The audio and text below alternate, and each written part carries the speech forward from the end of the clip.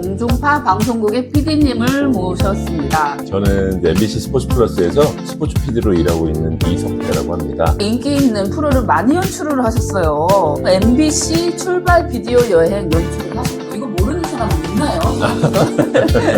글빵 연구소든 글빵 라디오든 엄두가 어떻게 났을까? 그 열정이 참 대단하게 느껴졌고. 제가 무식해서 용감해요. 아니.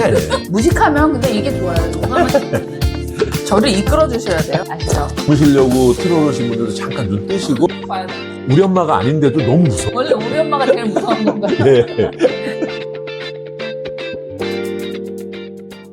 이석재 PD님의 프로필을 간략히 더 추가로 말씀을 드리자면 예전에 이제 네. 처음 PD가 돼서 출발 비디오여행 조연출부터 시작해가지고 연출까지 했었고, 그때가 사실 또 출발 비디오여행 되게 그 매니아들이 많을 때였어요. 지금처럼 그냥 태영화 소개하고 이런 코너보다는 조금 깊이 있는 영화 프로그램을 만들 때였거든요. 네. 세계영화 걸작선이라든지 네, 제가 맞아요. 만들었던 것 중에 이제 기억나는 건 정보석 씨가 진행했던 왜라는 코너가 있었고, 네. 영화 대 영화도 전창걸 씨를 섭외해서 만들었었고, 그리고 이제 홍은철 아나운서하고 이일아 씨가 MC를 볼 때 제가 그때 같이 제작진으로 참여를 했습니다. MBC 문화 매거진도 연출하셨잖아요. 네, 문화매거진은 그 산울림의 김창환 씨하고 강현주 아나운서가 진행했을 때 했는데, 그때 책 소개 코너를 제가 했어요. 아, 문화매거진에서 담당 PD들이 공연 담당, 책 담당 이렇게 나눠져 있었는데, 제가 그때 책 코너를 하면서 진짜 책은 여한 없이 읽었던 시사교양 PD를 하다가 스포츠 PD 쪽으로, 지금도 이제 월드컵 열리지만 우리 잊을 수 없는 2002년 월드컵은 우리 그 붉은 악마들하고 거의 현장을 주로 다니면서 한국 대표팀의 그 아주 감격적인 승리도 같이 맛보고 굉장히 행복했던 기억이었습니다. 네. 지금도 이제 방송 출연은 조금 하고 있죠. 그럼 다음 얘기로 넘어가 볼게요. 브런치북 중에 우리가 사랑했던 것들에 대해서 이제 한번 탐구를 해보도록 하겠습니다.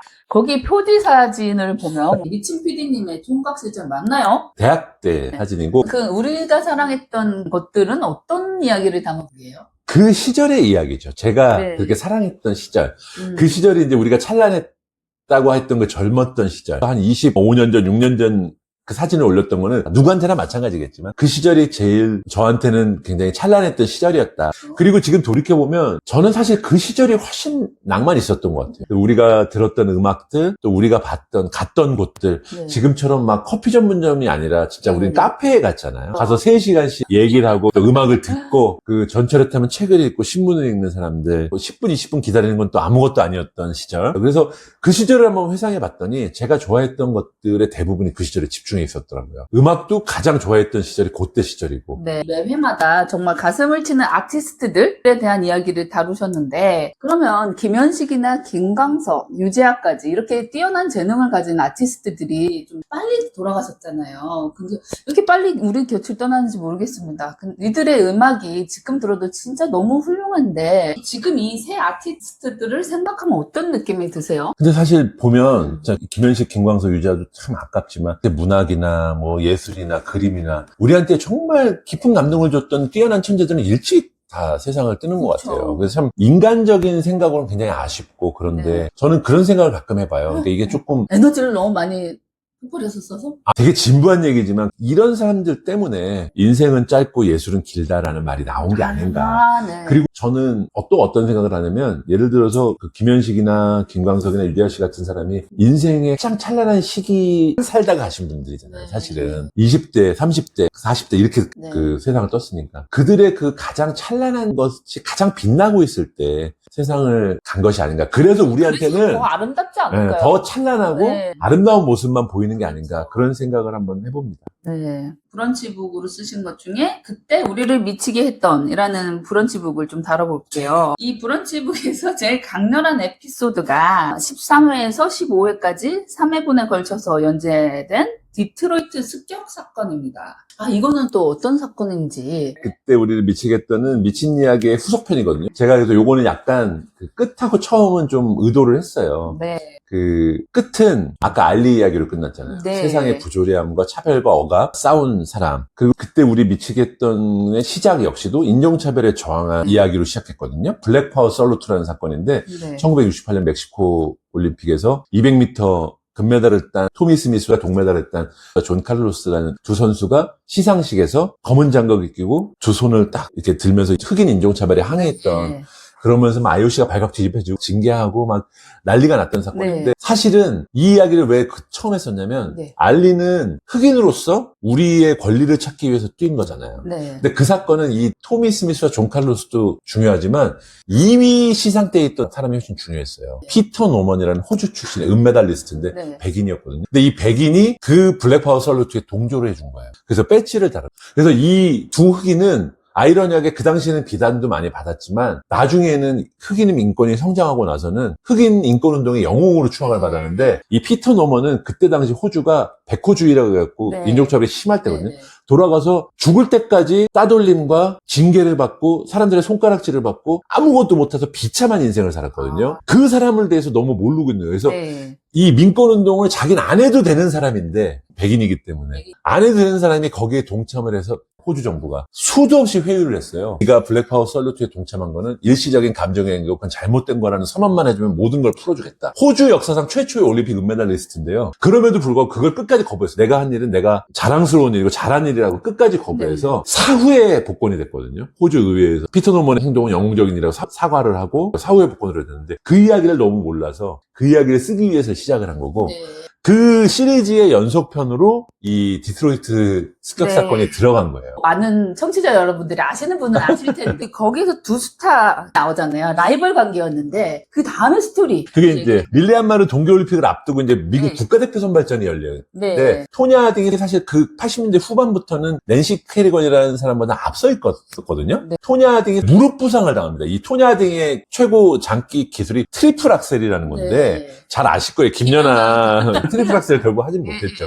트리플 러치는 했지만. 네. 근데 트리플 악셀은 이제 이토 미도리라는 일본 선수가 시작해서 그 아사다 마오 막 이런 선수들이 해서 알려지는 아주 고급 기술인데 점프가 높아야 되고 속도가 네. 빨라야 되는 토니 하딩이 무릎 부상 때문에 이걸 못하게 돼요. 그러면서 낸시 캐리건의 우아한 연기에 밀리게 되는 거예요. 그러니까 네. 그전에도 기술적인 점수에서 앞서서 예술적인 약간 모자람을 커버했었는데 그러면서 이제 불안감에 휩싸이게 돼요. 이 토니 하딩이 굉장히 불우한 어린 시절, 불우한 환경을 자랐던 게 너무 네. 가난했어요. 그리고 엄마가 이혼을 4번인가 5번인가 해서 아빠가 다 다르고 막 이러니까 너무 이게 힘들어서 엄마는 이 스케이트에 어린 딸이 재능 있는 걸 보고 아, 이 얘를 잘 시켜서 성적을 좋게 하면 우리가 부자가 될 수 있겠다는 생각을 한 거예요. 그래서 성적이 안 좋을 때마다 엄청 혼내고 때리고 했거든요. 근데 나중에 남편을 만났는데 남편한테도 폭행을 당해. 남편 1등을 해서 돈 많이 벌어와라. 네. 그렇게 성적 스트레스가 엄청 많은 거예요. 이 토니 하딩은. 불행한 인생을. 엄청나게 불행한 네. 인생을 살았습니다. 이 영화가 있어요. 네. 아이토냐라는 영화가 있어요. 아이토냐. 이 사건을 가지고. 네. 거기 그 슈퍼스타 마고 로비가 이 토니 하딩 역에 나와갖고 굉장히 연기를 잘했죠. 그거 보면 자세히 나와 있는데 어쨌든 그런 상황에서 점점 밀리니까 낸시 캐리건한테 이러다는 안 되겠다는 생각을 하게 된 거죠. 그러니까 자초지종은 낸시 캐리건이 그 대표 선발전을 앞두고 연습하고 나오는데 어떤 괴한이 와가지고 무릎을 둔기로 가격을 한 거예요. 왜요? 그러니까 가격당하면 당연히 이제 연기를 못하게 낸시 캐리건 와. 사건이 떠들썩해진 거예요. 근데 나중에 범인을 잡고 나니까 그 범인이 토냐 하딩의 보디가드였던 거예요. 그리고 전 남편인 제프 길루리가 사주를 했다는 게 밝혀져. 네. 그러니까 토냐 하딩은 처음에 펄쩍 뛰어요. 자기랑은 네, 상관없다. 상관없다. 근데 정말 몰랐을까요? 그렇지 않죠. 나중에는 이제 인정을 하게 되는 거예요. FBI가 어떤 곳입니까? 네. 거기 가면 다 부르게 돼 있어요. 근데 어쨌든 그런 환경에서 살았다고 해서 이게 미화될 수는 없는 일인데 어쨌든 하딩이 처음에 세게 나가요. 나는 상관없는데 이 일로 나를 국가대표를 박탈하면 나는 소송을 걸겠다. 네. 그래서 엄청난 배상금을 요구하겠다니까 미국 피겨협회에서 아직 확정된 게 아니니까 네. 바로 올림픽을 앞두고 있으니까 어쩔 수가 없잖아요. 낸시 캐리건은 국가대표 선발전에 못 나가고 토니 하딩이 1등을 하게 됩니다. 그래서 토니 하딩하고 미셸 칸이라는 이제 여성 선수가 뽑혀가고 가는데 이 범인이 잡히고 나니까 미국 전역에서 동정론이 들끓는 거예요. 네. 낸시 캐리건 억울하잖아. 너무 억울하죠. 보내라. 그래서 선발전에도 참고 어떻게 했는데 특별 선수로 보내요. 거기 갔는데 하딩은 결국 그 경기장에 나올 때마다 막 야유와 이런 심리적인 부담감을 이기지 못하고 연기가 너무 잘 안 되니까 막 펑펑 울어요. 올림픽 때 막 나와갖고 막 혼자 울어. 갑자기 연기를 중단하고 계속 실수가 나오니까. 건들 수가 없었겠죠. 막 울고 스케이트 끈이 뭐 헐거웠다 다시 묶게 해달라 막 이러면서 울고 온갖 일을 다 버리고 소녀 하딩은 되게 낮은 8위인가를 기록하고 낸시 캐리건이 은메달을 따요. 그래서 미국에 이제 영웅이 돼서 돌아온 거죠. 나중에 돌아와서 조사를 했더니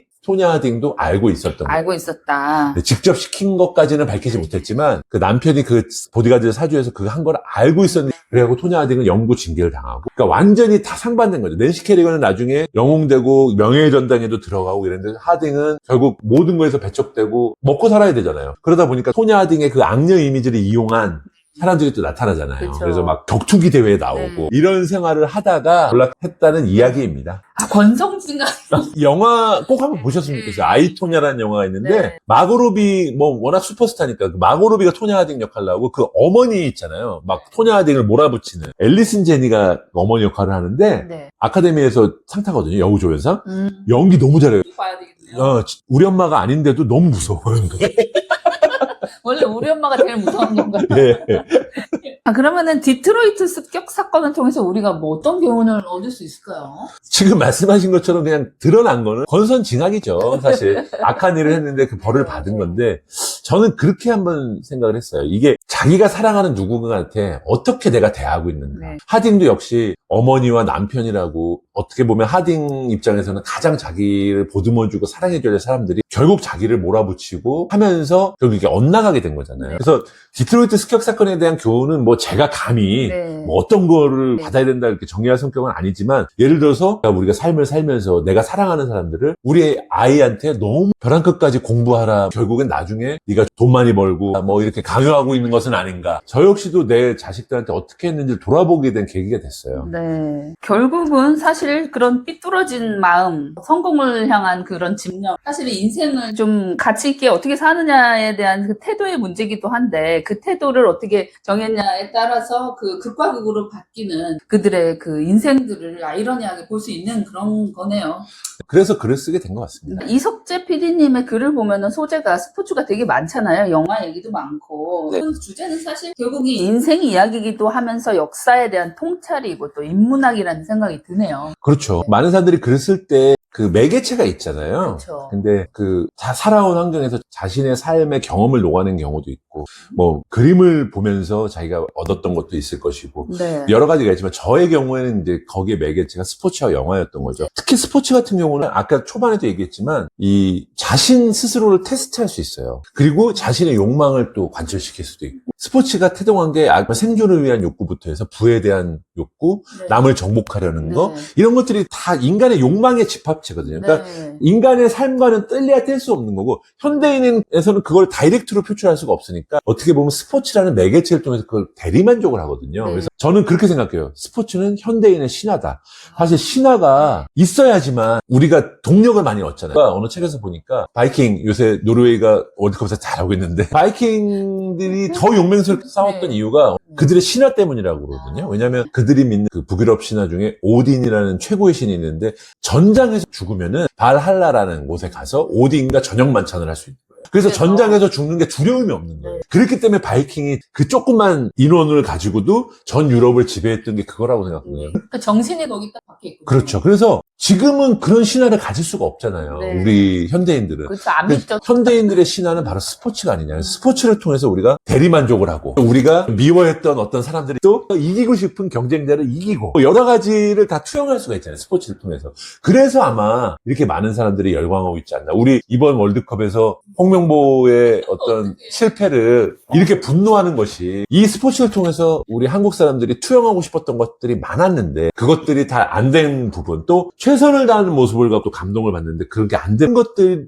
아닌가. 그러니까 스포츠라는 거는 우리가 난 스포츠 안 좋아해 라고 하지만 결국에 모든 사람들에게는 잠재의식 속에 남아있는 신화가 아닌가 그런 생각을 해봅니다. 그러면 앞으로 이석재 PD님의 신화는 뭘까요? 글쎄요, 제가 뭐 많은 걸 이루셔가지고. 아니에요. 그건 아니고 거창한 꿈을 뭐 네. 꾸는 건 아니지만 제가 좋아하는 이야기들 제가 지금 스포츠 이야기하고 옛날 이야기하면서 막 너무 신나하잖아요. 이런 스포츠 영화, 음악, 이런 네. 글 이런 제가 좋아하는 것들을 다른 사람들하고 마음껏 떠들고 향유하고 나누고 싶다. 그러면 정말 행복할 것 같습니다. 그러면 좀 자주 나와주시고. 여기 저 줄 서 있는 걸로 알고 있는데 현자가. 아닙니다. 네. 그러면은 각 주제를 가지고 오늘은 영화 얘기, 오늘은 뭐 스포츠 얘기 해서 다음에 혹시 나와주실 수 있으면. 네, 알겠습니다. 지금 확답하신 겁니다. 미친 PD님 책을 3권이나 내신 분이죠. 작년에는 영화로 만난 우리들의 슈퍼스타를 집필하셨고 최근에 최신작이 나왔어요. 좀 말씀을 드리기는 했는데 거기에 대해서 좀 얘기를 해볼게요. KBO 명장면 100이라는 책을 출간하셨습니다. 6월 22일에 1세가 나온 네네네, 맞습니다. 사연님들께 책에 대해서 간략히 소개를 좀 해주시죠. 그리고 저도 믿기지 않을 정도. KBO 리그가 지금 사실 1200만 관중을 돌파했거든요. 야구를 너무 좋아해서 평생을 야구와 함께 살아왔는데 믿기지 않을 정도로 정말 인기가 많아요, 요새. 특히 젊은 세대, 또 여성 팬들. 막 너무. 근데. 저는 1도 모르는데. 근데 야구장에 한번 와보시면 진짜 대단합니다. 문득 그런 생각을 했어요. 왜냐면 스포츠는 역사를 알아야 더 재밌게 볼 수 있거든요. 아무래도 새롭게 이제 유입되신 팬들은 왜 이 팀과 이 팀이 왜 라이벌이 되었는지, 무슨 사건이 있어서 왜 LG와 두산은 같은 구장을 홈으로 쓰게 됐는지, 왜 삼성하고 두산은 만날 때마다 이렇게 으르렁거리는지, 너무 궁금하다. 이런 것들을 알아야 더 재밌게 볼 수가 있잖아요. 그쵸. 그런 얘기를 쓰는 역사서가 사실 없다. 근데 재미없게 몇 년에 무슨 일이 있었고 이렇게 쓰긴 좀 그렇고 네. 아무도 안 보죠. 44년 동안 있었던 경기 중에 최고의 명장면들을 100개만 뽑아보자. 네. 그걸 읽으면 자연스럽게 이 프로야구의 역사가 잡히지 않겠느냐. 정말 말도 안 되는 거창한 계획하에 썼다가 아주 혼이 났습니다. 왜냐면 이게 저도 방송국이지만 아쉬운 게요. 옛날에 우리 어릴 때 네. 그 지상파에서 야구 중에 되게 많이 해줬잖아요. 자료가 하나도 없어요. 다 필름 때문이죠. 지금처럼 파일로 했을 때 2008년 이후부터는 다 복원이 돼 있는데 네. 그 옛날에 테이블이 있다 보니까 자료실에 공간도 모자라죠. 테이프 값이 비싸잖아요. 다 재활용을 하는 거예요. 그래서 자료가 거의 없어요. 너무 아쉬운 거예요. 그래서 이걸 글로나마 정말 장면을 영상을 보는 것처럼 한번 만들어주고 싶었어요. 네. 그래서 최대한 세심하게 묘사를 하고 네. 또 역사를 훑어야 되니까 1982년 개막전부터 작년까지의 자료를 싹 다 주요 찾으셨다면서요. 장면들을 한번 100개를 쫙 모아서 썼기 때문에 아마 이 책을 읽으시면 새롭게 지금 야구를 좋아하시는 분들한테는 역사를 알게 네. 우리 세대처럼 야구와 함께 인생을 살아주신 분들한테는 아마 추억이 방울방울 떠오르실 겁니다. 그리고 야구를 사랑하는 모든 네. 분들께는 아마 감동적인 책이 되지 않을까 네. 그런 희망적인 생각을 갖고 소개를 했습니다. 네, 그럼 글빵 라디오 영상 더보기란의 링크에 이 여기 링크 많이 보시나요? 모르겠어요. 많이 보셔야 될 텐데. 앞부분에 링크를 걸어드릴 테니 지금 제가 나온 이 음성을 들으신 분들은 네. 무조건 링크 지금 클릭하세요. 지금 클릭하세요. 하시래요. 그리고 자 구독 좋아요도 눌러주세요. 네네. 지금 바로 하세요. 링크 클릭하시고 구독 좋아요. 그럼 KBO 명장면 100을 이제 약간 스포 구성을 뭐 어떻게 하셨나요? 그러니까 제가 이제 고민을 많이 했거든요. 그냥 순수하게 장면 100으로 할 거냐, 아니면 역사를 같이 훑으면서 할 거냐. 근데 아무래도 역사를 같이 훑으면서 하는 게 옳다는 생각이 들어서 네. 아무래도 제일 그 구단의 역사와 밀접한 거는 우승팀의 영역이잖아요. 그래서 처음으로 쓴 건 가을의 전설이라 그래갖고 이제 가을 야구 포스트 시즌의 명장면들을 뽑으면서 그의 최강자는 누구였고 누가 도전했고 이런 식으로 역사서처럼 연대순으로 쭉 한 40장면 네. 요 정도까지는 돼 있고 그 장면은 연대순으로 돼 있습니다. 47장면까지 그렇게 돼 있고 네. 그것만 쫙 읽으시면은 KBO의 44년 역사가 싹 정리가 될 거고 그 이후부터는 이제 불면의 기록들 있잖아요. 예를 들어서 박철순의 22연승, 네. 백인천 감독의 4할타율, 장명부의 30승 이제 잊혀지지 않는 이런 불면의 기록들이 2025년까지 쫙 정리가 돼요. 아니 근데 왜 이렇게 기억력이 좋으세요? 그거 머릿속에 다 이렇게 컴퓨터로 파일로 이렇게 메모리 카드 꽂아놓으시는 저는 제가 몇 년도 태어난지도 모르겠고 어제 뭘 먹었는지도 모르겠는데 와 기억력이 좋으셨어요. 워낙 제가 좋아하니까 네. 이제 기억을 하고 있는 건데 그 다음에는 이제 우리가 사랑했던 슈퍼스타들 계보를 정리해 봤습니다. 그리고 마지막에는 되게 웃기면서 약간 뭐 좀 아련하면서 이런 진기록들. 그러니까 아마 그 한 편을 보시면 좀 야구의 희로애락이 다 있지 않을까. 네, 이 방송을 듣고 계신 구독자 여러분들도 정말 이 책 한번 사서 읽어보고 싶다 하는 생각들을 많이 하실 것 같아요. 지금 당장 링크에 들어가서 구매를 해주시면 감사하겠습니다. 지금 주무시려고 틀어놓으신 분들도 잠깐 눈 뜨시고 링크는 클릭하시고 주무셨으면 좋겠습니다. 그리고 사실 글빵연구소 그때 과제로 냈던 글 중에 환승을 주제로 해서 글빵연구소 작가들하고 같이 자신의 인생들을 에세이로 써보자 했던 것들이 모아서 지금 책으로 발간이 됐거든요. 그러니까요. 우리가 만난 환승녀. 환승녀. 그게 지금 판매가 시작이 됐어요. 네, 그래서 KBO 명장면 팩하고 아주 절찬리에 같이 함께 팔렸으면 좋겠습니다. 링크를 걸어드릴 테니까. 또 우리가 만난 환승역은 특별히 또 우리 이꽃 출판사 대표님께서 부탁을 하셔가지고 네. 제가 또 읽고 네. 그 추천사까지 썼거든요. 그래서 우리가 만난 환승녀 이 책도 우리 우진 PD님께서 좀 같이 홍보 좀 해주실 수 있겠죠. 알겠습니다. 아유 감사합니다. 제 코가 석자긴 한데 하여튼 열심히 하겠습니다. 그럼 추가 질문은 한 가지 해볼게요. PD님, 공중파 라디오에도 많이 출연하셨잖아요. 네. 다른 방송도 많이 하셨고, 연출도 하셨는데, 이렇게 신생 유튜브 라디오, 영세업자 미아의 글빵 라디오에 출연하신 소감. 오늘 즐거웠습니다. 요즘 세대들은 또 옛날 얘기 싫어할 수도 있잖아요. 제가 좋아하는 이야기를 얘기하는 게 즐거우니까. 마음껏 할 수 있는 곳이라면 이 이야기를 듣고 즐거워해 주시는 분들이 있는 곳에는 가려고 많이 노력을 하고요. 여기 미아의 글빵 라디오는 제가 이렇게 좋아하는 것들을 마음껏 얘기할 수 있는 장이 또 있고, 그렇죠. 제일 컸던 거는 네. 저희 집 바로 옆이에요. 그래서 그러면서 마음이 열렸습니다. 이 녹음하는 곳이 어딥니까? 했더니 저희 집 바로 옆에. 제가 일부러 수소문해가지고 이쪽으로 사무실을.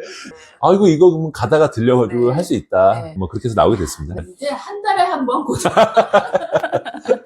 네, 그거는 제 희망사항이고요. 제가 거물급 인사를 아니, 거물은 모셨기 때문에 다시 한번 나와주셔서 감사드리고, 청취자 여러분들께 마지막으로 인사 한마디. 네, 너무 반가웠고요. 책과 글을 보지 않는 시대이기 때문에 참 여러분들도 책과 글을 보지 않는 시대에 어려운 길을 걷고 계십니다. 하지만 저희는 또 써야 되고 글을 읽어야 되니까 그래야 되는 사람들이잖아요. 지치지 마시고 열심히 읽고 열심히 쓰고 열심히 책도 사고 열심히 책도 팔고 그렇게 즐거운 시간, 진짜 즐겁고 행복하게, 이게 고통이 돼서는 안 되겠죠. 이런 모든 작업들이. 그래서 즐겁고 시간 가지셨으면 좋겠습니다. 여러분, 오늘 미아의 글빵 라디오 누구든지 글빵 속에서 미친 PD 이석재 PD님 모시고 이야기 나눠봤습니다. 영화면 영화, 음악이면 음악, 스포츠면 스포츠, 너무나 사랑하는 이 미친 PD님의 매력을 듬뿍 볼 수 있었던 것 같아요. 확실히 이석재 PD님은 야구에도 미쳤고 글에도 미쳤고 사랑하는 것들에 미쳐 사는 분이 아닐까 하는 생각이 들었습니다. 오늘 재미있게 들으셨다면 구독과 좋아요, 댓글과 알림 설정까지 부탁드립니다. 저 미아의 마음치유 글쓰기 클래스를 듣고 싶으신 분은 영상 더보기란에 링크를 통해 신청해 주시면 되겠습니다. 그럼 여러분 다음에 또 만나요. 안녕히 계세요. 이제 한 달에 한 번 고정. 종이 위로 떨어진